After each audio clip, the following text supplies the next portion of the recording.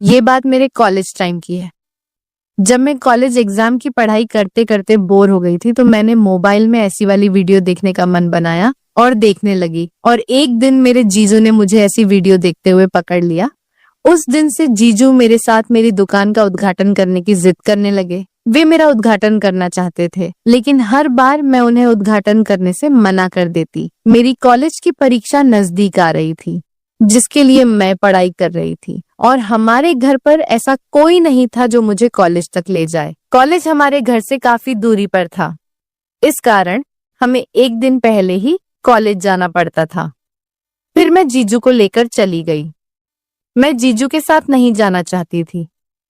मुझे पता था जीजू को समय मिलते ही वो मेरी दुकान का उद्घाटन कर देंगे, लेकिन मेरे पास दूसरा रास्ता नहीं था। इस कारण मुझे उनके साथ ही जाना पड़ा। मैं उद्घाटन कराने के लिए बार बार मना करती, लेकिन जीजू तो मान ही नहीं रहे थे। और घर से निकलने बाद पहुंचकर आज हम एक कमरा किराए पर लेके रुकने वाले थे। मैं जीजू से 2 कमरे बुक करने को बोल रही थी, लेकिन इधर उधर घूमने के बाद पता चला कि सारे होटल के कमरे बुक हो चुके थे। फिर मैंने और जीजू ने एक ही कमरा ले लिया और कमरे में जाते ही जीजू ने कहा, अब डिनर करके आराम करते हैं। और फिर करीब रात के 11 बजे जीजू ने मुझे बोला, दोस्तों, अपने बारे में आपको बताना तो भूल ही गई थी। ये कहानी मेरे और मेरी दीदी और जीजू की है। मेरा नाम मीनाक्षी है। मैं अभी 21 साल की हूँ। अभी तक मेरा कॉलेज खत्म नहीं हुआ था। मैं मेडिकल नर्सिंग की पढ़ाई कर रही हूँ। हमारे परिवार में हम 4 लोग थे, लेकिन अब हम 3 ही रहते थे, क्योंकि मेरी दीदी की 7 महीने पहले ही शादी हो गई थी। हमारे घर में मैं सबसे खूबसूरत थी। मेरी दीदी मुझसे थोड़ी काली थी। जब भी मेरी दीदी के लिए कोई रिश्ता आता तो वे लोग मुझे ही पसंद करते थे, लेकिन अभी मैं बहुत छोटी थी और शादी की उम्र भी अभी कम थी और मेरी पढ़ाई भी पूरी नहीं हुई थी। इस कारण मैं उन्हें मना कर देती।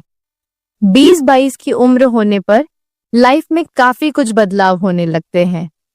कोई अच्छे रास्ते पर चलते तो कोई बुरे रास्ते पर। मैं थोड़ी ज्यादा नहीं थी और कम भी नहीं। कभी कभी जब पढ़ाई से बोर हो जाती तो मैं भी वो फिल्में देख लिया करती। इस उम्र में सभी के मन में कुछ ना कुछ करने की ख्वाहिश जगती है। मैं ज्यादा बिगड़ी हुई नहीं थी, लेकिन कभी कभी वो फिल्में देख लिया करती थी। एक दिन मेरे जीजू हमारे घर आए। उस रात उन्होंने मुझे वो फिल्म देखते हुए पकड़ लिया। तब से वे मेरे साथ उस फिल्म की बातें करने लगे। बात इतनी आगे बढ़ चुकी थी कि जीजू अब वह मेरी दुकान का उद्घाटन करने की बात कर रहे थे। वे कहते, तुम्हारी दीदी बहुत काली और मोटी है, इस कारण उसके साथ वो बात नहीं है। तुम अभी फ्रेश हो, तुम्हारे साथ बहुत अच्छा लगता है। लेकिन मैं जीजू को मना कर देती। मैं अपने दीदी के पति के साथ अपनी दुकान का उद्घाटन नहीं कराना चाहती थी। फिर एक दिन हमारे घर पर एक फंक्शन था। उस फंक्शन के लिए कपड़े भी खरीदने थे, तो माँ ने मुझे जीजू के साथ कपड़े खरीदने भेज दिया। हालांकि मैं जीजू के साथ जाना नहीं चाहती थी, लेकिन और जाने वाला कोई नहीं था, तो मैं जीजू के साथ ही चली गई। बहुत सारे कपड़े देखने के बाद मुझे कुछ कपड़े पसंद आए, तो मैं उन्हें ट्राई करने चेंजिंग रूम में चली गई। मैं कपड़े देख ही रही थी, तभी जीजू चेंजिंग रूम में आए और मुझसे आकर बोले, कितने कपड़े देख रही हो? उस वक्त मेरे पास सिर्फ आधे ही कपड़े थे। मैंने उन्हें रूम से बाहर निकाला और उन्हें बाहर निकालते में मेरी तो हालत खराब हो गई। फिर मैंने और कपड़े देखे और ट्राई किए, तो मुझे कम ही कपड़े पसंद आए। फिर जल्दी से शॉपिंग करके हम घर चले गए। जीजू मुझसे एक ही बात मनवाना चाहते थे, मैं उनके हाथों से अपनी दुकान का उद्घाटन करवा लूं। वे कहते, मेरे से अपनी दुकान का उद्घाटन करने में तुम्हें क्या दिक्कत है? लेकिन मैं ऐसा नहीं करना चाहती थी। मेरी कॉलेज की परीक्षा भी पास आ रही थी। मेरी मेडिकल नर्सिंग की परीक्षा थी, लेकिन एक परेशानी थी, मेरी परीक्षा की और दूसरी हमारे कॉलेज की। इस वक्त हमारा कॉलेज बंद था। सभी बच्चे अपने अपने घर जा चुके थे। फिर भी कॉलेज वाले एग्जाम ले रहे थे। कॉलेज हमारे घर से भी बहुत दूर था। जाने में करीब 1 दिन लग जाता था। हमारे घर पर मुझे कॉलेज तक ले जाने वाला कोई नहीं था। तो दीदी कहने लगी, तू अपने जीजू को साथ लेकर जा, हमारे पास गाड़ी भी है, तुम्हें जाने में कोई दिक्कत नहीं होगी फिर में। और जीजू सुबह ही घर से निकल गए। करीब शाम के 4 बजे हम कॉलेज पहुंच गए, लेकिन हम कॉलेज में नहीं गए, हम एक होटल में रहने चले गए। जीजू ने एक कमरा बुक कर लिया। मैं 2 कमरे बुक करवानी चाहती थी, लेकिन जीजू ने मना कर दिया। खाना खाने के बाद जीजू कहने लगे, चलो हम पार्क में घूम आते हैं। मुझे पार्क में घूमने में बहुत मजा आता था, तो मैं जल्दी से मान गई। लेकिन जीजू मुझे पार्क की बजाय किसी जंगल में लेकर चले गए। रात के 9 बज रहे थे। जंगल बहुत ही डरावना हो चुका था। मेरे डर से पसीने छूट गए। जीजू मुझे लेकर घने जंगल में चले गए और जीजू ने कहा, अब तुम्हें मेरी बात माननी ही पड़ेगी, नहीं तो मैं तुम्हें इस जंगल में अकेला छोड़कर चला जाऊंगा। मैंने पूछा, कौन सी बात? तो वे कहने लगे, मैं तुम्हारी दुकान का उद्घाटन करना चाहता हूँ। मैंने कहा, मैं मर जाऊंगी लेकिन दुकान का उद्घाटन आपसे कभी नहीं करवाऊंगी। तभी जीजू अचानक अंधेरे में छुप गए। मैं होटल जाने का रास्ता खोजने लगी। बहुत समय तक मैं रास्ता ढूंढती रही, लेकिन मुझे कोई रास्ता नहीं मिला। हम काफी जंगल के अंदर आ चुके थे। मैं जोर जोर से चिल्ला रही थी, लेकिन आसपास कोई भी नहीं था। बहुत समय हो चुका था। जीजू अभी तक बाहर नहीं निकले थे। मुझे डर भी बहुत लग रहा था। जंगल से अजीब अजीब आवाजें आ रही थी। अब मुझसे खड़ा भी नहीं हुए जा रहा था। अब मेरे पास एक ही रास्ता बचा था। जीजू की शर्त मानने के अलावा मेरे पास कोई रास्ता नहीं था। अगर मैं उनकी शर्त नहीं मानती तो कल का एग्जाम मैं नहीं दे पाती। मैंने जीजू से कहा, मैं आपसे दुकान का उद्घाटन कराना चाहती हूँ, आप उद्घाटन कर लेना, पर अभी के लिए प्लीज आप बाहर आ जाओ, मुझे बहुत डर लग रहा है। मेरी बात सुनते ही जीजू बाहर आ गए। फिर हम होटल चले गए। होटल के कमरे में जाते ही जीजू मेरे साथ दुकान के उद्घाटन वाली बातें करने लगे और बोले, दुकान का उद्घाटन कैसे करें? उन्होंने लगभग मेरी दुकान का सारा सामान उतार दिया था। वे जैसा दुकान का उद्घाटन करना चाहते थे वो ऐसा करने लगे। मुझे बहुत बुरा लग रहा था। आज तक मैंने ऐसा उद्घाटन कभी भी नहीं कराया था। कुछ देर बाद निकलने लगा। मुझे मजा तो आ रहा था दुकान का उद्घाटन कराने में, लेकिन उतना नहीं जितना मैं अपनी मर्जी से मान जाती। उद्घाटन करने के लिए फिर जीजू मेरे साथ। उद्घाटन के बहुत समय तक मजा लेते रहे। मेरी दुकान के उद्घाटन में कटे केक को पूरा निचोड़ लिया था। अब मैं उनसे रुकने की बात कर रही थी, लेकिन जीजू रुकने का नाम ही नहीं ले रहे थे। तभी मैंने उन्हें दीदी की कसम दे दी तो वे रुक गए। अभी रात के 2 बज रहे थे तो मैं सो गई। सुबह जल्दी उठकर मैंने कुछ पढ़ाई की और नहाकर फ्रेश होकर फिर मैं एग्जाम देने चली गई। एग्जाम खत्म करके मैं जीजू के साथ घर आ गई।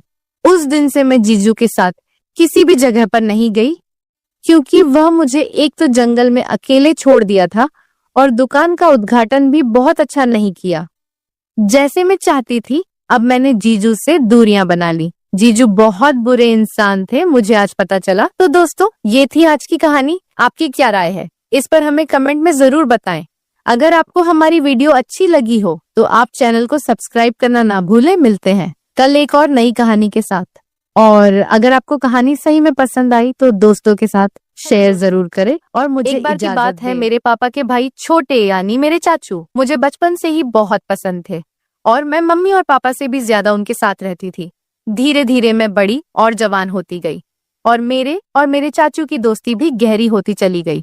और अभी मैंने नई नई जवानी में कदम रखा था और अपनी ही सहेलियों से आदमी और औरत के बीच के रिश्ते के बारे में कई सारी बातें सुनी थी। चाचू से दोस्ती इतनी अच्छी थी कि मैं अपने चाचू से हर बात कर लेती थी और मुझे चाचू से बातें करके बहुत ही ज्यादा अच्छा लगता था।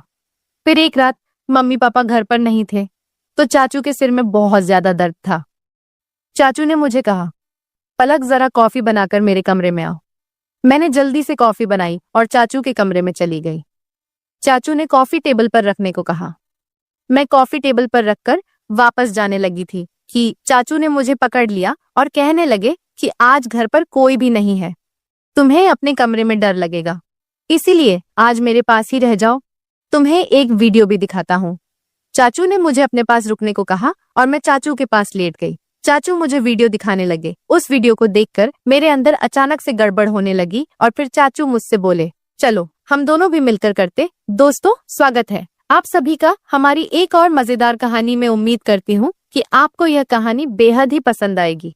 पूरी कहानी सुनने से पहले प्लीज मेरे इस चैनल को सब्सक्राइब जरूर करें ताकि मैं मोटिवेट होके आपके लिए अच्छी अच्छी कहानी लेकर आऊं। दोस्तों, मेरा नाम पलक है और मैं अभी 16 साल की हो चुकी हूँ।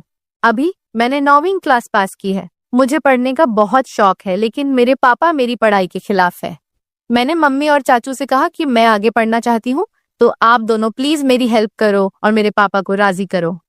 मम्मी ने अपनी तरफ से बहुत कोशिश की, लेकिन पापा नहीं मान रहे थे, क्योंकि उनका कहना था कि आजकल कॉलेज में पढ़ाई कम और आशिकी ज्यादा चलती है। तभी मेरे चाचू ने पापा को समझाया और एक तरफ से मेरी गारंटी ले ली कि मैं ऐसा कुछ भी नहीं करूंगी, बस सिर्फ पढ़ाई करूंगी। तब जाकर पापा मेरे कॉलेज जाने के लिए मान गए और चाचू से कहा कि आज से पलक की जिम्मेदारी तुम्हारी है।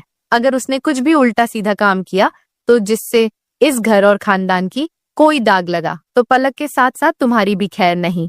चाचू ने पापा से कहा कि भाई जी, आप फिक्र ना करें, मैं पलक की हर हरकत पर नजर रखूंगा। पर मुझे इस वक्त पता नहीं था कि चाचू के दिल में क्या है और वह मेरी इतनी हिमायत क्यों कर रहे हैं। लेकिन मजे की बात तो यह हुई थी कि मैंने कभी सोचा ही नहीं था कि मेरे चाचू से दोस्ती इतनी आगे तक चलती जाएगी। फिर कुछ ही दिनों में चाचू ने मेरे साथ जाकर मेरे कॉलेज में दाखिला करवा दिया। पहले पहले तो मैं खूब दिल लगाकर पढ़ाई करने लगी और कॉलेज में किसी के साथ ज्यादा नहीं रहती थी। जो भी कॉलेज में होता वह रात को मैं चाचू को घर आकर बता देती। चाचू भी मेरे साथ बहुत ही ज्यादा फ्री होने लगे थे और मुझे लगता वह मुझे बहुत ही अजीब जैसे देखते हैं, क्योंकि मेरी चाची गांव में रहती थी और चाचू नौकरी के सिलसिले में हमारे घर पर ही रहते थे। फिर कॉलेज में मेरी दोस्ती एक लड़की से हो गई, जिसके साथ दोस्ती करने के बाद मेरी जिंदगी बदलने लगी, क्योंकि इस सहेली ने मुझे बताया कि उसकी मंगनी हो चुकी है। उसने मुझे एक दिन अपने मंगेतर से मिलवाया भी था। मेरी सहेली ने मुझे बताया कि हमारी अब शादी तय हो चुकी है, इसलिए हम दोनों एक दूसरे के साथ सब कुछ पार कर चुके हैं। अब हम दोनों में कोई बात छुपी नहीं है। इसके बाद मैं अपनी सहेली से वह सब कुछ जानने की कोशिश करती, जिससे जानने की अभी मेरी भी उम्र नहीं थी, या फिर मेरी उम्र ऐसी थी कि मैं यह सब बातें जानकर आसानी से गलत रास्ते पर चली जाती। और फिर ऐसा ही होने लगा, मुझे भी उन बातों में दिलचस्पी होने लगी। मेरी किसी भी लड़के से तो दोस्ती नहीं थी, इसलिए मैं जब भी ऐसी बातें सोचती तो मेरे दिमाग में ख्याल आते और फिर मैं अपने दिमाग को झटक देती और खुद को कहती कि पलक, ये सब क्या है और क्या बेहुदा बातें सोच रही हो, वह मेरा चाचू है। लेकिन फिर चाचू की बातें और उनका रवैया भी मेरी सोच को बढ़ावा देता रहता था। लेकिन चाचू के दिल की बातें मैं अभी तक जान नहीं पाई थी। कभी कभी तो मुझे लगता था कि वह भी शायद मेरे बारे में यही सब सोचते होंगे, लेकिन कभी कभी उनका रवैया मुझसे बहुत ज्यादा सख्त हो जाता था और वह मुझे याद दिला देते थे कि तुम्हारे पापा कितने सख्त हैं और अगर तुमने कोई भी गलती की तो तुम्हारे साथ साथ मेरा भी बुरा हाल कर देंगे। उनकी यह बातें सुनकर मैं खुद को कंट्रोल करती, लेकिन कहते हैं ना कि जवानी तो अंधी होती है। जवानी तो ऐसी ही है जैसे सर्दी में आग जल रही हो तो हाथ गर्म कर ही लिया जाता है। मैं जैसे ही कॉलेज जाती फिर वही सब बातें सुनने को मिलती। फिर मैं कॉलेज से घर आकर अपने दोस्तों की बात बताई हुई बातों को सोचने लगती। उस दिन मेरे चाचू जॉब से घर वापस आए तो आकर बैठ गए और कहने लगे, क्या सोच रही हो पलक? वह भी इतनी गहराई से मैंने चाचू की तरफ एक अदा से देखा और उनसे कहा, चाचू आपको पता है मेरी दोस्त ने मुझे आज क्या बताया है? हर बार की तरह आज भी मैं चाचू से अपने दिल की बात शेयर करने लगी। मेरे बचपन से आदत थी कि मैं अपनी हर बात चाचू को बताती थी, फिर वह चाहे कैसी भी बातें क्यों ना हो। चाचू भी मुझे ऊपर से नीचे तक देखते हुए बोले, हाँ बताओ, क्या बताना है तुम्हें?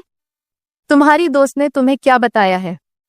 मैंने उन्हें कहा, मेरी दोस्त मुझे बता रही थी कि इंटरनेट पर बहुत ही किस्म की वीडियोस होती हैं, जिन वीडियोस में हर तरह की कहानी मिल जाती है।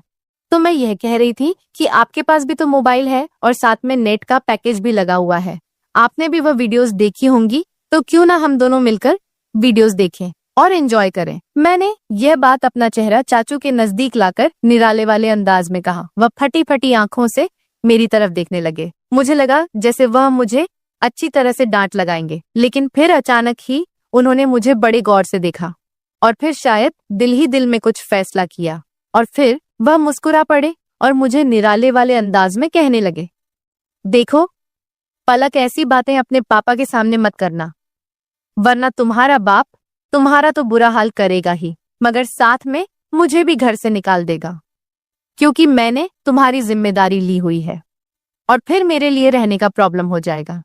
बाकी रही वीडियो देखने की बात, तो तुम रात के वक्त मेरे साथ में आ जाना, मैं तुम्हें हर किस्म की वीडियो दिखा दूंगा। चाचू की आंखों में एक चमकीली सी शरारत थी जो इस वक्त मुझे समझ नहीं आ रही थी। इसके बाद चाचू अपने कमरे में चले गए और मैं पढ़ाई करने लगी और आने वाले वक्त के बारे में सोचने लगी। अब मेरा दिल किताबों में नहीं लग रहा था और बस आगे क्या होगा यही सोचने लगी। लेकिन पढ़ाई करना भी जरूरी था, क्योंकि पढ़ाई के मामले में चाचू बहुत ही ज्यादा सख्त थे और मुझे कहते थे कि सबसे पहले तुम्हारी पढ़ाई और बाकी मौज मस्ती बाद में है। और उनका कहना था कि अगर तुम पढ़ाई में अच्छी रहोगी तो तुम्हारे पापा भी समझेंगे और तुम्हारी आजादी के दरवाजे तुम्हारे लिए खुलते चले जाएंगे। उनकी यह बात मुझे भी बिल्कुल ठीक लगती थी, इसलिए मैंने अपने दिल से सारी बातें निकाली और मन लगाकर अपना कॉलेज का काम करने लगी और जल्दी जल्दी सारा काम खत्म कर दिया। जैसे जैसे समय बीत रहा था मेरे दिल में भी हलचल हो रही थी। फिर जब मैं सारे कामों से फारिग हुई तो रात को आराम से मैं चाचू के कमरे में चली गई। मैं जब कमरे में गई तो चाचू कहानियों की मैगजीन देख रहे थे। मुझे देखते ही वह मुस्कुराने लगे और उन्होंने वह मैगजीन छुपा दी। सर्दियों का मौसम चल रहा था और आज रात को तो सर्दी भी बहुत ज्यादा थी, इसलिए मैं जाते ही चाचू के बिस्तर में घुस गई। घुसकर चाचू के पास जाकर बैठ गई और उनसे कहा, अब मुझे जल्दी से वह स्टोरी वीडियो दिखा दो, नहीं तो फिर पापा के आने का टाइम हो जाएगा।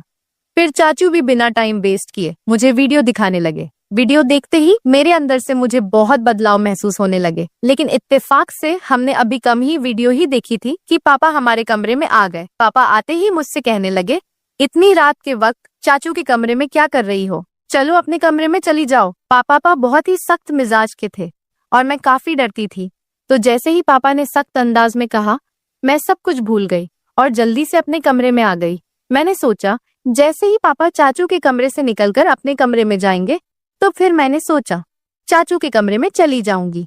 लेकिन इस रात पापा को चाचू से शायद कोई जरूरी काम था, इसलिए पापा काफी टाइम तक उनके कमरे में ही बैठे रहे और मैं इंतजार करते करते पता ही नहीं चला कि कब नींद आ गई और पता नहीं पापा चाचू के कमरे से कब गए। दूसरे दिन कॉलेज से लौटने के बाद मैं रात का इंतजार करने लगी, क्योंकि मैंने कुछ वीडियो जो देख ली थी, जैसे तैसे करके मैं खुद पर काबू करने लगी और जब टाइम हुआ तो चाचू के कमरे में वीडियो देखने के लिए चली गई।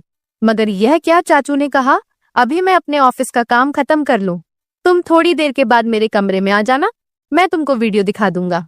मैं तो सुबह से ही वीडियो देखने के लिए बेताब हो रही थी, तो चाचू पर थोड़ा सा गुस्सा करके बैठ गई। मेरे मोबाइल में नेट का पैकेज लगा हुआ था, तभी मेरे नेट पर किसी नए नंबर से मैसेज आया। उसकी भेजी हुई तस्वीर देखकर मेरी आंखें फटी की फटी रह गई। मैं अभी तक तस्वीर को देख ही रही थी कि उस आदमी का मैसेज आने लगे। वह काफी अच्छे अंदाज में चैट कर रहा था। मैं जो पहले ही बेताब थी तो मैं भी उसी अंदाज में जवाब देने लगी। फिर मुझे ख्याल आया कि यह बात मुझे चाचू को बतानी चाहिए। मैं फौरन ही चाचू के कमरे में आई, लेकिन उनके कमरे का दरवाजा बंद था। तब मैं अपने कमरे में वापस आ गई और उस अनजान लड़के से वैसे ही बातें करने लगी। मैं मोबाइल पर उस वक्त मैसेज पर बात ही कर रही थी जब मैंने उससे कहा कि मैं तुमको देखना चाहती थी हूँ और उसको वीडियो कॉल पर बात करने को कहा, लेकिन उस लड़के ने ही मना कर दिया।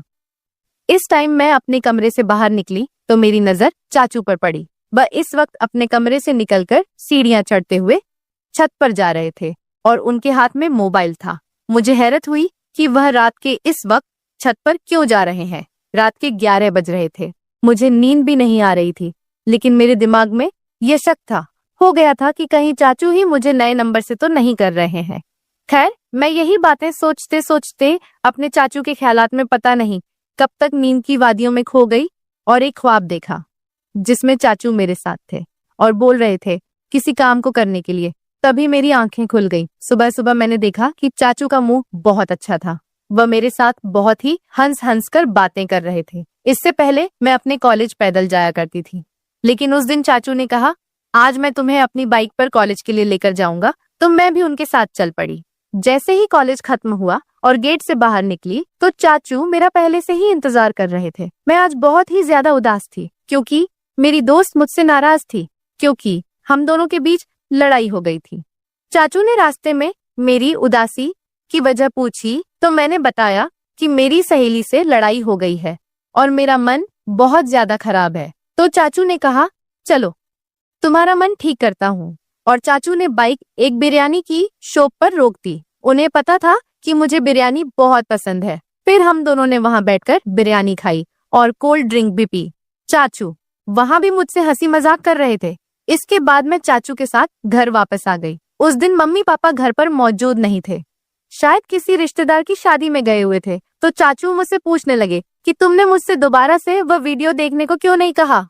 तो मैंने उन्हें बताया कि मैंने तो पहले से ही देख ली थी। चाचू एकदम से चौंक कर मेरी तरफ देखने लगे और बोले, वह कैसे देखी? तुम्हारे पास तो नेट पैकेज नहीं होता है? उन्होंने सख्त अंदाज में पूछा। मैंने बताया कि मेरा एक नया दोस्त बना है, उसने भेजी थी। मैं रात को आपको बताने के लिए आई थी, मगर आप सो रहे थे। जब चाचू ने यह सुना तो गहरी सोच में डूब गए। वह बोले, तुम अभी जाओ और अपने कपड़े चेंज करके आ जाओ। और मैं अपने कमरे में चली गई। जब मैं वापस लॉन्ज में आई तो देखा कि चाचू मेरे मोबाइल पर कुछ तलाश कर रहे थे। मुझे अपनी तरफ बढ़ता हुआ देखकर चाचू ने मेरा मोबाइल टेबल पर रख दिया और फिर हम दोनों ने एक साथ मिलकर खाना खाया। मैं खाना खाते वक्त चाचू की तरफ देखती तो मुझे लगता कि चाचू मुझसे अजीब नजर से देख रहे हैं। मुझे ऐसा लग रहा था कि वह मुझसे कुछ कहने की कोशिश कर रहे हैं, मगर वह कह नहीं पा रहे थे। मैं दिल ही दिल में सोचने लगी, चाचू अब कह भी दो ना, मैं आपको मना नहीं करूंगी। फिर मेरी नजर चाचू के चेहरे से हटकर उनके मोबाइल पर पड़ी, क्योंकि मैं आज भी उस अनजान लड़के के मैसेज का इंतजार कर रही थी। उसने अभी तक मुझे मैसेज नहीं किया था और चाचू भी फिलहाल कुछ कहने को चाह रहे थे। तभी मैंने मोबाइल उठा लिया और खुद ही उस नंबर पर मैसेज करने लगी, मगर मेरे चाचू ने मेरे हाथ से मोबाइल छीन लिया। मुझे लगा शायद उन्हें जलन हो रही है। तभी चाचू ने कहा, खाना खाते वक्त मोबाइल इस्तेमाल करना बिल्कुल भी अच्छी बात नहीं है, इसीलिए मोबाइल मुझे दे दो। उन्होंने यह कहते हुए मेरा मोबाइल अपने पास ही रख लिया। मैंने जल्दी जल्दी से खाना खत्म किया और चाचू से कहा, अब तो मेरा मोबाइल मुझे कर दो वापस। तब उन्होंने कहा, दे दूंगा, अभी तुम ऐसा करो कि बर्तन धोकर मेरे कमरे में आ जाओ। मैं तो खुश हो गई कि शायद जलन में आकर आज चाचू मेरी बात को पूरा जरूर करेंगे। मैंने ऐसा ही किया था। जल्दी से मैं बर्तन धोकर कॉलेज का काम भी खत्म किया और रात के 11 बज रहे थे जब मैं चाचू के कमरे में आई और उनसे कहने लगी, अब तुम मुझे मेरा मोबाइल दे दो, मुझे उस दोस्त से बात करनी है। चाचू ने कहा, मेरे सर में बहुत ज्यादा दर्द हो रहा है, जाओ पहले मेरे लिए एक अच्छी सी कॉफी बनाकर लाओ। मैं कॉफी बनाने चली गई। कुछ देर बाद मैं चाय बनाकर कमरे में आई और कॉफी टेबल पर रख दी और पीछे मुड़कर जाने ही लगी। तभी चाचू ने मुझे बाजू से पकड़ लिया और बोले, आज तुम मेरे कमरे में ही रुक जाओ। मैं खामोश होकर उनकी तरफ देखने लगी, क्योंकि आज रात मुझे उस लड़के से वीडियो कॉल पर बात करनी थी। मैंने जानबूझकर चाचू को वापस जाने के लिए यह बात कह दी कि मैं अपने कमरे में जाऊंगी और अपना बाजू उनसे छुड़ाकर कमरे से बाहर जाने लगी, मगर चाचू ने मुझे जाने से रोक दिया और बोले, मैंने जो कहा है उतना ही कर। उन्होंने सख्त लहजे में कहा था और मुझे अपने बेड पर बिठा दिया। मैं भी डर के मारे बैठ गई। फिर सारी रात चाचू ने मेरे साथ जो किया वह मैं कभी सोच ही नहीं सकती थी। वह काफी देर तक तो मेरा मोबाइल इस्तेमाल करते रहे और मुझे सोने भी नहीं दिया। रात के 1 बजे तो उन्होंने मुझे कहा, तुम देखना चाहती हो ना कि वह लड़का कौन है जो तुम्हें वीडियो कॉल और तस्वीर भेजता है। चाचू की बात सुनकर मैं बहुत ज्यादा खुश हो गई और बोल दिया, हाँ मैं देखना चाहती हूँ। चाचू ने मेरा मोबाइल मेरे हाथ में थमा दिया और कहा, देखो इसको। उसकी तस्वीर देखकर मेरे होश उड़ गए, क्योंकि वह लड़का मेरी दोस्त का मंगेतर था और मैं फटी की फटी आंखों से चाचू की तरफ देखने लगी। मेरी आंखों से आंसू निकल पड़े थे। फिर चाचू बताने लगे कि तुमने जब मुझे इस लड़के के बारे में बताया था तो मैं समझ गया था कि जरूर कोई तुम्हें बेवकूफ बना रहा है। तभी मैंने तुम्हारे मोबाइल से पलक के नाम इस लड़के से बात करना शुरू कर दिया था। वह तुम्हारी तस्वीर बनाकर सोशल मीडिया पर डालने वाला था। अगर मैं उसे ना डराता और ना धमका देता तो तुम बर्बाद हो जाती और खानदान की इज्जत खराब हो जाती, और तुम्हारे पापा तुम्हारा और मेरा जो हश्र करते वह अलग पलक। बेटी, तुम्हारी ये उम्र कुछ अच्छा सीखने की है। ऐसी बुराई वाली बातों से, उन कामों से खुद को बचा कर रखो। तुम जब मुझसे ऐसी बात करती थी तब मैं उन बातों का तुम्हारे बचपन और मजाक समझकर टाल देता था, मगर फिर मुझे एहसास हुआ कि मुझे टालने के बजाय तुम्हें किसी तरह से समझाना चाहिए। तभी मैंने तुमसे सख्ती से समझाने के बजाय तुमसे दोस्ती बढ़ाई। अगर उस वक्त मैं तुमको सख्त अल्फाजों में समझाने की कोशिश करता तो शायद तुम समझने के लिए बजाय नाराज हो जाती। फिर तुम मुझसे बातें शेयर न करती और मुझसे दूर होकर दूसरे लोगों के जाल में फंस जाती। चाचू की बात सुनकर मैं फूट फूट कर रोने लगी। उन्होंने मुझे दिलासा देकर खामोश करवाया और समझाया कि मैं कॉलेज में ऐसी लड़कियों से दोस्ती करूं जो पढ़ाई में तेज हो, न कि बातें बुरे कामों में। मैंने चाचू से कह दिया कि मैं अब सिर्फ अपनी पढ़ाई पर ध्यान दूंगी, ऐसी लड़कियों और लड़कों के बुरे कामों में अब बिल्कुल भी नहीं आऊंगी।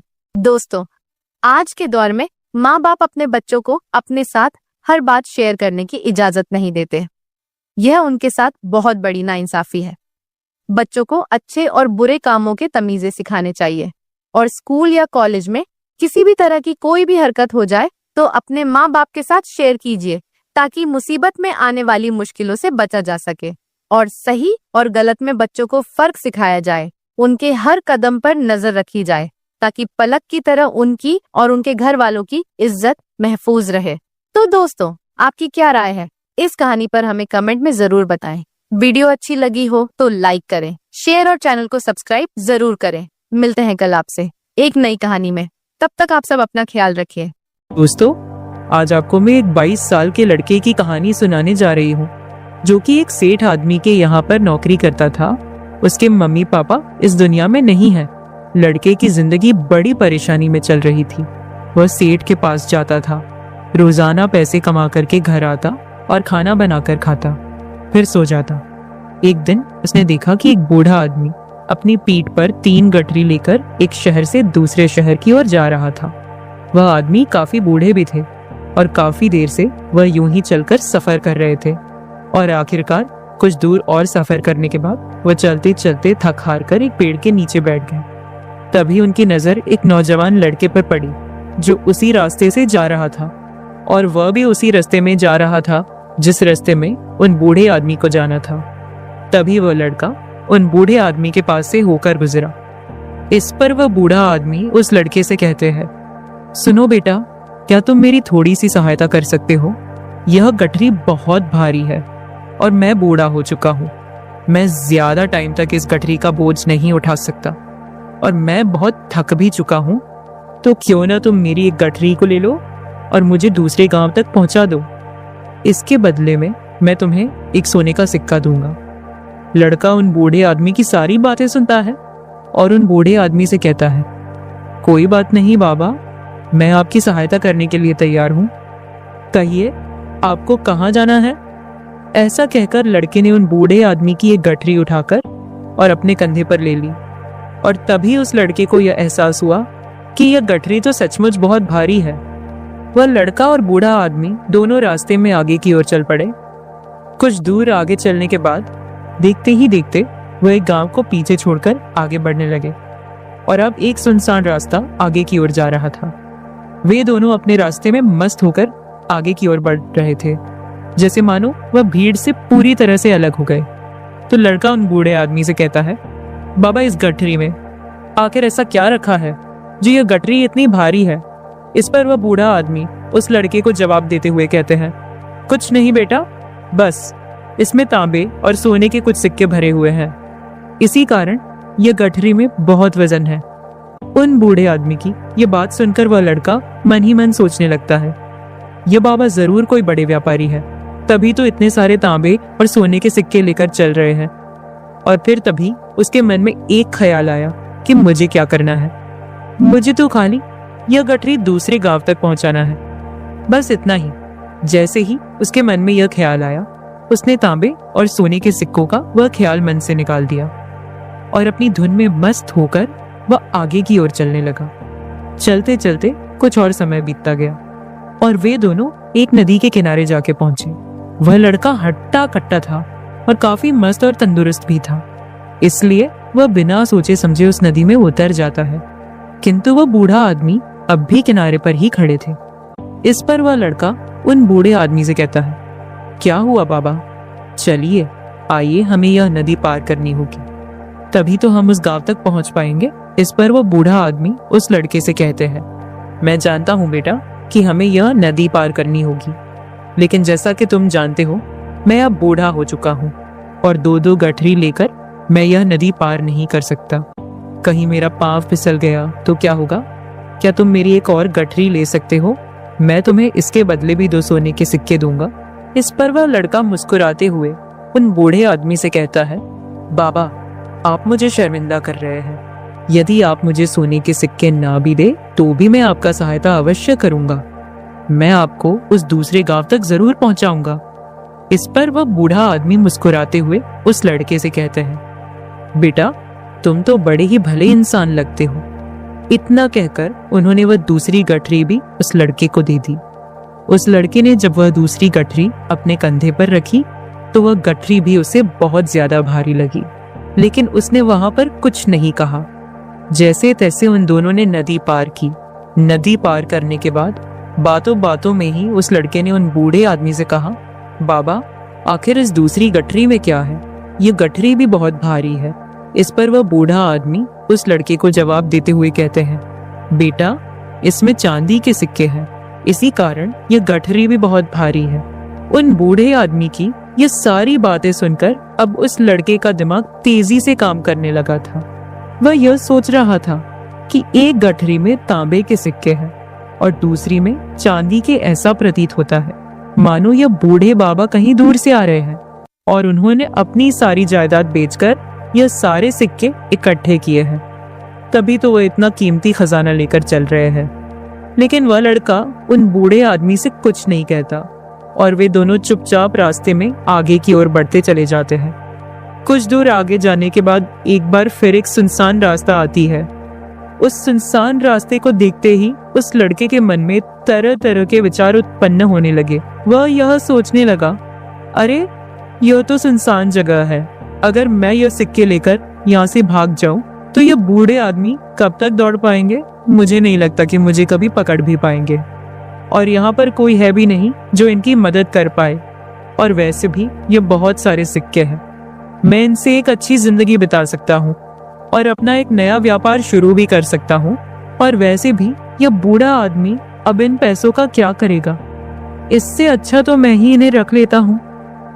वह लड़का यह सब बारे में सोच ही रहा था, तभी अचानक उसे खुद पर आश्चर्य हुआ। अरे मैं ये क्या सोच रहा हूँ? ये बाबा ना जाने कहां से आ रहे हैं और क्या कर्म करके इन्होंने इतने सारे पैसे इकट्ठा किए होंगे। मुझे इनका फायदा नहीं उठाना चाहिए, नहीं ही तो मुझे ऐसा करना चाहिए। उसने कुछ देर के लिए तो अपने मन के विचारों को काबू कर लिया, लेकिन कुछ देर बाद उसके मन के विचार उस पर देखते ही देखते हावी होने लगे।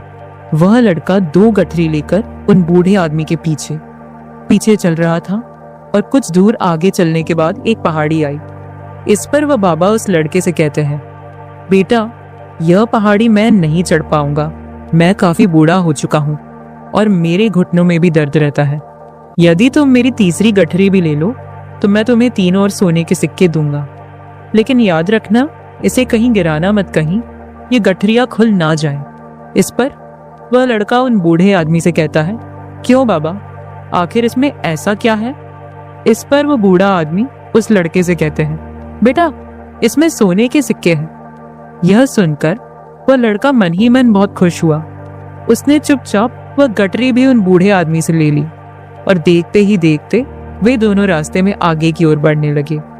अब वह बूढ़ा आदमी बिना कोई वजन लिए हुए आराम से पहाड़ की चढ़ाई पर चढ़ रहे थे, किंतु वह लड़का जो पीछे था वह वजन के कारण बहुत धीरे धीरे चल पा रहा था। लेकिन जब से उसने सोने का नाम सुना था उसका मन तो छलांग मार रहा था।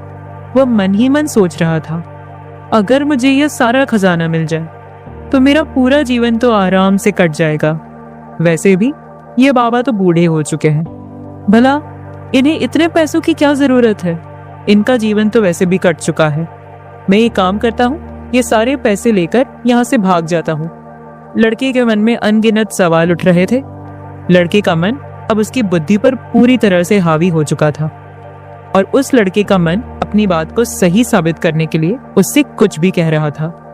और तभी उस लड़के के मन में एक और विचार उत्पन्न हुआ और अब की बार वह लड़का यह सोच रहा था, लगता है यह बूढ़े बाबा को चोर तो नहीं है, वरना इनके पास इतने सारे स्वर्ण मुद्राएं कहाँ से आएंगे। अगर यह कोई व्यापारी होते तो भला यह इस तरह से पैदल यात्रा तो नहीं करते, और अगर इनके पास इतने सारे पैसे थे तो यह कोई ना कोई साधन भी तो अवश्य कर सकते थे। लगता है ये कोई चोर है, और चोर से चोरी करने में भला क्या बुराई है। यह सोचता हुआ वह लड़का अब उन बूढ़े आदमी से तेजी से आगे की ओर बढ़ रहा था और देखते देखते वह बूढ़े आदमी से आगे भी निकल चुका था। और वह यह सोच रहा था कि जैसे ही इस पहाड़ की ढलान आएगी मैं तीनों गठरियां लेकर भाग जाऊंगा। इससे यह सारे पैसे मेरे हो जाएंगे और मेरी गरीबी भी हमेशा हमेशा के लिए दूर हो जाएगी। मैं जो चाहूंगा मैं वो कर पाऊंगा। मेरे पास बहुत सारा पैसा होगा। और देखते देखते वह दोनों पहाड़ की चोटी पर पहुंच गए और अब ढलान का रास्ता शुरू होने वाला था। तभी वह लड़का उन बूढ़े आदमी से नजरें बचाकर वह तीनों गठरियां लेकर भागता हुआ आगे बढ़ गया। अब उसे अपना शरीर बहुत हल्का महसूस हो रहा था, मानो उसे उन तीनों गठरी का वजन तक ना मालूम पड़ रहा हो। काफी दूर दौड़ते दौड़ते किसी तरह से वह अपने आप को बचते बचाते अपने घर पहुंचा। उसकी खुशी का कोई ठिकाना नहीं था। उसने सोचा, क्यों ना मैं जल्दी जल्दी इन गठरिया में से वह सारे पैसे निकाल लूं। यह सोचकर जब उसने गठरिया खोली तो पहली गठरी में उसे लोहे से जंग भरे हुए सिक्के मिले। यह देखकर उसे यकीन नहीं हुआ। इस पर उसने फटाफट दूसरी गठरी भी खोल डाली। उसमें भी उसे लोहे के जंग लगे हुए सिक्के ही निकले। यह सब देखकर वह लड़का बड़ा हैरान था। आखिर यह सब क्या हो रहा है? उन बूढ़े बाबा ने तो मुझसे और ही कुछ कहा था। अब उसने वह सोने वाली गठरी खोली और उसमें भी लोहे के जंग लगे हुए सिक्के ही निकले। यह देखकर वो लड़का बड़ा गुस्से हुआ। उसने सोचा, उन बूढ़े बाबा ने मुझसे झूठ क्यों कहा? उन्होंने मुझसे ऐसा क्यों कहा कि एक में तांबे के सिक्के हैं, एक में चांदी के और तीसरे में स्वर्ण मुद्राएं हैं। वह यह सब सोच ही रहा था कि तभी उसकी नजर उस थैले में पड़े एक पत्र पर पड़ी। उसने वह पत्र उठाया और उस पत्र में लिखा था, यह पूरा नाटक ईमानदार व्यक्ति की खोज करने के लिए रचा गया है और मैं इस राज्य का राजा हूँ, मेरी कोई संतान नहीं, और इसीलिए मैंने यह षड्यंत्र रचा है ताकि मैं अपने राज्य में किसी एक ऐसे ईमानदार व्यक्ति की खोज कर सकूं जो मेरे बाद इस राज्य का राजा बन सके और इस राज्य भार को संभाल सके। और इस राज्य का भार वही संभाल सकता है जो पूरी तरह से ईमानदार हो, जिसके मन में किसी प्रकार का कोई लालच ना हो। इतना पढ़ते ही वह लड़का जोर जोर से चिल्लाने लगा। वह सर पकड़कर बैठ गया। वह यह जानता था कि यदि वह अपने मन के विचारों पर काबू कर लेता तो उसका जीवन संवर सकता था, लेकिन वह अपने मन के विचारों पर काबू नहीं कर पाया। दोस्तों, महात्मा बुद्ध कहते हैं कि मन ही सब कुछ है। आप जो सोचते हैं वही बनते हैं। इसलिए आपका सबसे बड़ा दुश्मन भी आपको उतना नुकसान नहीं पहुंचा सकता जितना कि आपके मन के ये अनियंत्रित विचार पहुंचा सकते हैं। सच कहते हैं, अपने भीतर ध्यान से देखो। हमारे भीतर जो विचार चल रहे हैं वही विचार शब्द बनते हैं और शब्द कर्म के रूप में प्रकट होते हैं। बार बार दोहराने पर कर्म बर्ताव में बदलता है और धीरे धीरे समय के साथ बर्ताव चरित्र में परिवर्तित हो जाता है और यही चरित्र हमारे भाग्य का निर्माण भी करता है। इसलिए हमें हमेशा अपने विचारों के प्रति सजग होना बहुत आवश्यक है। हमें जागरूक होना बहुत आवश्यक है। हमें यह जानना जरूरी है कि हमारे मन में किस प्रकार के विचार आ रहे हैं। कमजोरी हमेशा छोटे विचार से शुरू होती है। यह एक बीज के रूप में होती है और यदि इस बीज को नष्ट न किया जाए तो यह छोटा सा विचार बहुत जल्द ही एक विशाल वृक्ष का रूप ले लेता है और हमारी बुद्धि की सोचने और समझने की क्षमता को पूरी तरह से नष्ट कर देता है। जिस प्रकार आपने इस कहानी में देखा किस प्रकार उस जवान लड़के का मन उस पर हावी हो चुका था और उसकी सही और गलत सोचने की क्षमता पूरी तरह से नष्ट हो चुकी थी, जिस कारण वह यह समझ नहीं पाया कि उसे क्या करना चाहिए। और उसके लालच ने उसके भीतर इतनी ऊर्जा भर दी कि वह तीनों गठरी उठाकर इतनी तेजी से वहां से भागता आगे भी बढ़ गया। इसीलिए जब आपके मन में पहली बार कोई गलत विचार उत्पन्न हो, तभी उसे जड़ से उखाड़ देना चाहिए, अन्यथा वह विशाल वृक्ष का रूप लेगा और आपको किसी न किसी गलत राह पर वह धकेल ही देगा है। आप चाहकर भी उसे रोक नहीं पाएंगे। लेकिन अब आपके मन में यह प्रश्न उठ रहा होगा कि हम भला अपने मन के विचारों को कैसे नियंत्रित करें। हमारा मन तो इतना चंचल है, वह इतना शक्तिशाली है कि वह हम पर हावी हो ही जाता है। हम चाहकर भी उस पर नियंत्रण नहीं कर पाते। इसका जवाब में हमें दो बातें समझनी चाहिए। पहली बात, सही इरादा विकसित करो।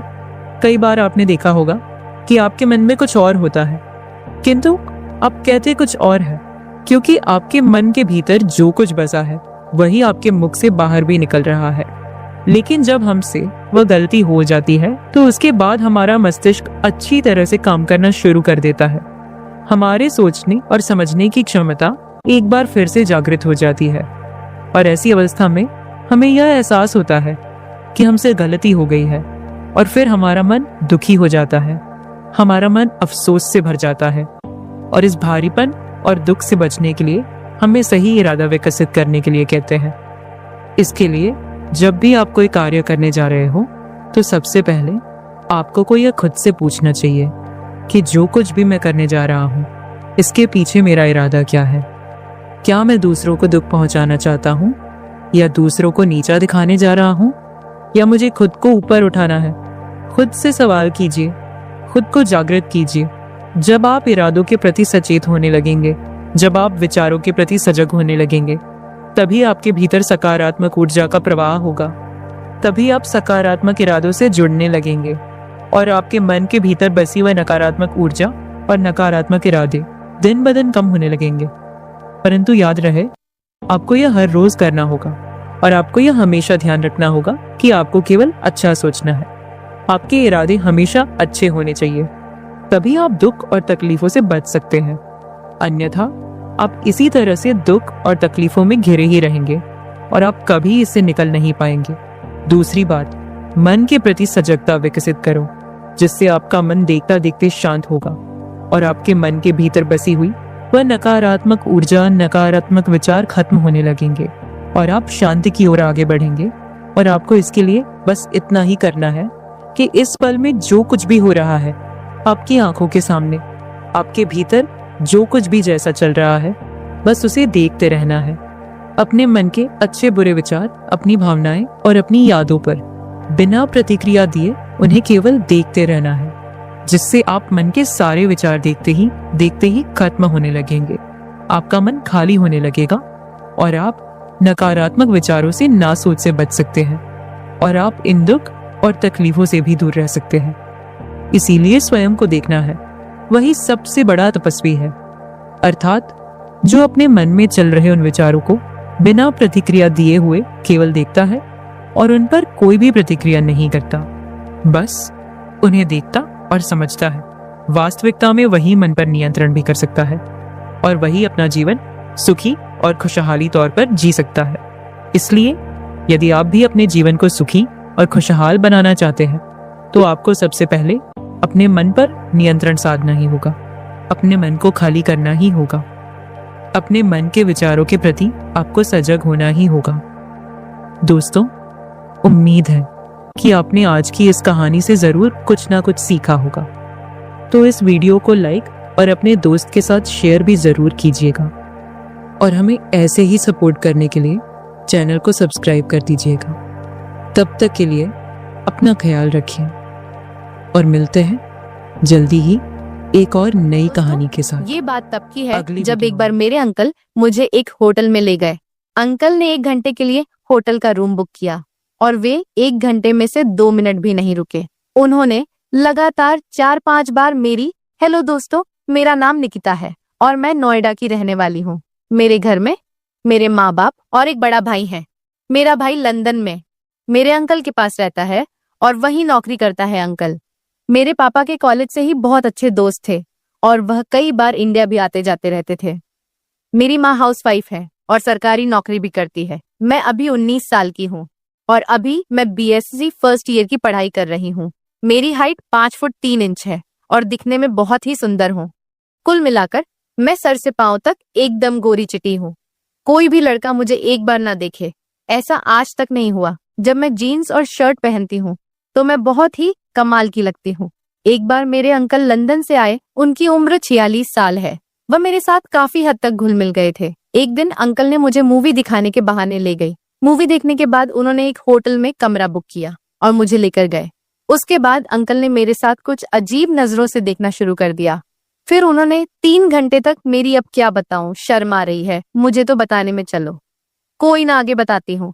मैं शुरू से ही पढ़ाई में ठीक थी और सबसे आगे रहती थी। कभी भी मेरा किसी लड़के के साथ कोई चक्कर नहीं चलता था, लेकिन हाँ, लड़के मेरे पर जरूर कोशिश करते थे। मेरे आगे पीछे बहुत घूमते फिरते रहते थे, लेकिन मैं उन्हें इग्नोर ही करती थी। ये कहानी असल में तब शुरू होती है जब मेरे लंदन वाले अंकल इंडिया वापस आते हैं। उस समय गर्मियों की छुट्टियां चल रही थी। अंकल 7 साल बाद इंडिया वापस आ रहे थे। मैं उनके आने की खबर सुनकर बहुत ही खुश हुई, क्योंकि अंकल मेरे लिए बहुत सारे गिफ्ट लेकर आते थे। रविवार को अंकल जब घर आए तो उन्होंने देखकर मैं बहुत ही खुश हो गई। मेरे मन में पता नहीं, उन्हें देखकर एक अजीब सी फीलिंग आ गई। उन्हें देखकर मेरा मन, उनके प्रति देखने का नजरिया एकदम से बदल गया। वह मुझे बहुत ही जवान और हैंडसम लगने लगे। पहली नजर में ही मैं उनके प्रति बहुत ज्यादा आकर्षित हो गई। उनके पास बहुत सारा सामान था। मम्मी पापा और मैंने अंकल का बहुत बढ़िया स्वागत किया। मम्मी ने अंकल के लिए कई सारे खाने की चीजें भी बनाई। सभी सोफे पर बैठकर बातें करने लगे। काफी देर बातें करने के बाद पापा बोले, यार तुम थोड़ा आराम करो, तुम थक गए होगे। तब अंकल बोले, हाँ थक तो मैं गया हूँ। फिर पापा ने मुझसे कहा कि अंकल को कमरा दिखा दो। हमने अंकल के लिए गेस्ट रूम बहुत अच्छे तरीके से सजाया था। हमारा गेस्ट रूम ऊपर वाले मंजिल पर था और मैं अंकल को गेस्ट रूम की तरफ ले गई। मम्मी टेबल पर खाने का सामान उठाने लगी और पापा अपने कमरे में चले गए। ऊपर जाते समय अंकल ने मुझसे कहा, निकिता तुम तो बड़ी हो गई हो और बहुत सुंदर लग रही हो। मैं अंकल की बात सुनकर खुश होकर मुस्कुराते हुए कहा, अंकल जी यह तो बात आप सही कह रहे हो। मैं अब बड़ी हो गई हूँ और आप भी कोई कम नहीं लग रहे। किसी से भी आपकी बॉडी शोड़ी को देखो, इस उम्र में भी जवान लग रहे हो। अंकल ने मेरे कंधे पर हाथ मारकर हंसते हुए कहा, मैं जवान हूँ, तुम परख के देख लो। मैंने कहा, कोई बात नहीं अंकल जी, किसी अच्छे मौके पर मैं आपको भी परख के देख लूंगी। अंकल बोले, मैं तो हमेशा तैयार हूँ, तुम बस बताओ। मैंने कहा, अंकल जी चलो छोड़ो ये सब बातें, आप ही बताओ मेरे लिए क्या गिफ्ट लेकर आए हो। तब अंकल ने कहा, इस बार मैं वहां से कोई भी गिफ्ट नहीं लाया, क्योंकि जो तुम्हें चाहिए मैं तुम्हें यहीं से दिला दूंगा। ये सुनकर मैं खुश हो गई और अंकल को हंसते हुए गले लगा लिया। अंकल ने भी मुझे गले लगाया। अंकल ने गले लगाते हुए मेरी पीठ पर हाथ रख दिया और आप समझ ही गए होंगे। फिर मैं अंकल के कमरे में गई और मैं बिस्तर पर बैठ गई और अंकल शर्ट बदलने लगे। तभी पापा ऊपर आ गए और आकर कुर्सी पर बैठ गए। मैंने कहा, पापा अंकल की बॉडी देखो, एकदम बॉडी बिल्डर जैसी लगती है। पापा ने कहा, बेटी लंदन में इनकी बॉडी किसी से कम थोड़ी है और शादी इन्होंने अब तक नहीं की, सारा दिन तो जिम में लगे होते हैं। तब अंकल ने कहा, यार तुम भी थोड़ी बहुत एक्सरसाइज किया करो, तुम्हारी भी बॉडी मेरे जैसी हो जाएगी। पापा ने कहा, नहीं यार मैं तो अब बड़ा हो गया, ये काम मेरे से नहीं होने वाला। और मैं नीचे आ गई। अंकल की बॉडी पूरे फिट थे। मुझे लगता था कि वह पूरी तरह से जिम में लगे होते होंगे। एक बार तो उनकी बॉडी और शरीर देखकर मुझे डर भी लगा कि जब हम दोनों साथ होंगे तो मेरा क्या होगा। मेरी तो हालत थोड़ी सी खराब होने लगी थी। उस वक्त मैंने कहा, चलो जब मिलेंगे तब देखा जाएगा। कुछ देर बाद पापा भी नीचे आ गए। मैंने मम्मी से कहा और मम्मी पापा को कहने लगी कि पनीर की सब्जी बनाई निकिता के अंकल को। पनीर की सब्जी बहुत पसंद है। मम्मी ने कहा, मुझे भाई साहब की पसंद के बारे में पता है, मैं पनीर की ही सब्जी बना रही हूँ। फिर पापा कमरे में चले गए। जब डिनर रेडी हो गया तो मम्मी ने कहा कि अंकल को बुला लो। मैं अंकल के कमरे में जाकर कहा, आ जाओ जी, डिनर रेडी है। जब मैं वहां से वापस आने लगी तो अंकल ने मेरा हाथ पकड़ लिया और मुझे अपने करीब खींच लिया। मैंने कहा, इतना लालच भी ना करो अंकल जी, यहाँ नहीं, बहुत रिस्क है, कोई देख लेगा, जैसे ही फ्री टाइम मिले ये सब तब। फिर इस बार अंकल ने हंसकर कहा, कोई बात नहीं, आगे बनाते प्लान। फिर फ्री टाइम का। फिर मैं भी हंस पड़ी। हम दोनों नीचे आ गए। डिनर करने के बाद पापा मम्मी और अंकल काफी देर तक बातें करते रहे। अंकल उन्हें अपने लंदन की बातें बता रहे थे और मैं बोर होकर अपने कमरे में सोने चली गई। सुबह मम्मी ने आकर जगाया तो मैंने कहा, मम्मी मुझे थोड़ी देर और सोने दो। मम्मी ने कहा, थोड़ी देर में तेरे पापा ऑफिस चले जाएंगे और तुम अंकल को शहर घुमाने ले जाना, नहीं तो यहाँ सारा दिन बोर हो जाएंगे। मैंने कहा, ठीक है, घुमा लाऊंगी शहर। मैं उठकर रेडी होने लगी। मैंने एक ड्रेस पहना। जब मैं खाना खाने के लिए जाने लगी तो अंकल ने कहा, खाना तो हम बाहर ही खाएंगे। मैंने कहा, ठीक है। फिर अंकल और मैं बाहर चले गए। मैंने पूछा, हाँ जी बताओ जनाब, पहले कहाँ जाना है? अंकल ने कहा, पहले तो खाना खाने जाते हैं। मैंने कहा, ठीक है। फिर हम सीधे बस पकड़कर एक अच्छे से रेस्टोरेंट में गए। वहां हमने खाना खाया और फिर हम एक पार्क में चले गए। वहां पार्क में हर तरफ कपल ही कपल नजर आ रहे थे। फिर अंकल बोले, क्या सोच रही हो? मैंने कहा, कुछ नहीं अंकल जी। तो अंकल बोले, कोई बात नहीं, हम भी एक कपल ही हैं। फिर क्या हुआ? तुम मुझसे थोड़ी सी छोटी हो, पर चल जाएगा। मैंने हंसकर कहा, हाँ यह तो है। इसके बाद अंकल बोले, आज मैं तुम्हें शॉपिंग करवा कर लाऊंगा, बढ़िया बढ़िया शर्ट और जीन्स दला कर लाऊंगा। फिर हम एक बड़े से मॉल में चले गए। वहां अंकल ने मुझसे कहा, जो तुम्हें बढ़िया लगता है वह खरीद लो।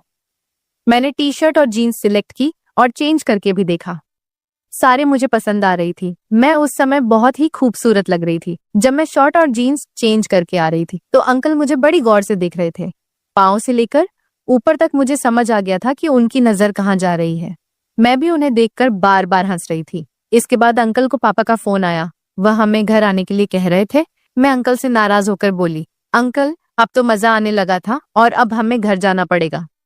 अंकल कहने लगे, गुस्सा क्यों कर रही हो? मैं अभी 20 दिन यही हूँ, तुम्हें पूरे नजारे दूंगा, टेंशन मत लो, कल फिर आ जाएंगे। मैं खुश हो गई और अंकल के साथ घर चली गई। घर जाकर मैंने मम्मी को सारे कपड़े दिखाए तो मम्मी कहने लगी, कपड़ों पर इतना खर्चा करने की क्या जरूरत थी? अंकल ने कहा, क्या हुआ, इस बार मैं लंदन से कुछ नहीं लाया निकिता के लिए, तो मैंने यही शॉपिंग करा दी। इसके बाद पापा और अंकल अपनी महफिल सजाने के लिए छत पर चले गए। अगले दिन मैं और अंकल घूमने के लिए फिर से चल पड़े। आज हम एक बढ़िया सी मूवी देखने गए तो अंकल बहाने से जब हंसने वाला सीन आता तो मेरे गले में अपनी बाहें डाल लेते और मेरे हाथों में हाथ फेरते रहते। मुझे अंकल का ऐसा करना बहुत अच्छा लग रहा था। मुझे अंकल के साथ बहुत अच्छा फील हो रहा था। ऐसा लग रहा था कि जैसे अपना अपना जुड़ाव हो रहा हो। इसके बाद अंकल मुझे होटल में लेकर गए। मैंने पूछा, होटल में क्यों जा रहे हो? तो बोले, तुम ही तो कह रही थी कि खुला जैसा टाइम मिलना चाहिए। फिर खुला समय तो होटल में ही मिलेगा और हमें थोड़ा सा टाइम भी मिलेगा। मैंने कहा, अंकल जी आप प्लान बहुत बढ़िया बनाते हो, कोई भी शक नहीं करेगा कि हम घूमने गए हैं। मैंने हंसते हुए कहा, अंकल जी आप बहुत होशियार हो। अंकल बोले, चल अब टाइम वेस्ट ना कर। हम एक अच्छे से होटल में पहुंचे और अब एक कमरा बुक किया। कमरा बहुत ही बड़ा था और वहां एक टीवी था। बेड पूरा आरामदायक था। वहां बैठकर बहुत अच्छा लग रहा था। इसके बाद अंकल ने एक पिज्जा और 2 ड्रिंक ऑनलाइन ऑर्डर की। पिज्जा खाने के बाद अंकल ने मेरी बातें सुनते हुए कहा, अब मूड ठीक है निकिता? मैंने कहा, अंकल जी मेरा मूड तो पहले दिन से ही ठीक है, जब से आपको देखा है। बस अब देर ना करो, जल्दी जल्दी जो करना। उसके बाद अंकल ने बिना देरी किए जो करना था वह शुरू कर दिया। अंकल वास्तव में बहुत ही फिट थे, उनमें बहुत ताकत थी। हम होटल में 3 घंटे तक रुके थे और उन घंटे में से अंकल ने 2 मिनट भी आराम नहीं किया। मुझे नहीं पता उन्होंने क्या खाया था। मेरी हालत तो ऐसी थी कि मैं क्या बताऊं। बहुत बुरा लग रहा था। अंकल ने मुझे बोलने लायक ही नहीं छोड़ा।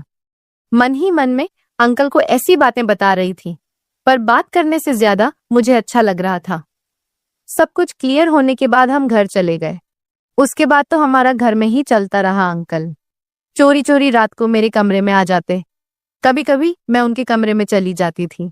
कोई भी दिन ऐसा नहीं था जिस दिन मैं या अंकल मेरे कमरे में नहीं आते थे। मैंने उनके साथ 20 दिन बहुत अच्छे गुजारे। 20 दिन अंकल के साथ कैसे बीत गए पता ही नहीं चला। हमने बहुत आनंद लिया। मुझे अंकल के साथ बहुत अच्छा लग रहा था और यह दिन मैं कभी नहीं भूल सकती। तो दोस्तों, उम्मीद करती हूँ कि आपको यह कहानी पसंद आई होगी। अगर पसंद आई है तो प्लीज वीडियो को लाइक कीजिए और अपने दोस्त के साथ शेयर कीजिए। और अगर चैनल पर नए हैं तो चैनल को भी सब्सक्राइब करना बिल्कुल भी ना भूले। दोस्तों, मिलते हैं फिर ऐसी और एक कहानी के साथ। तब तक आप अपना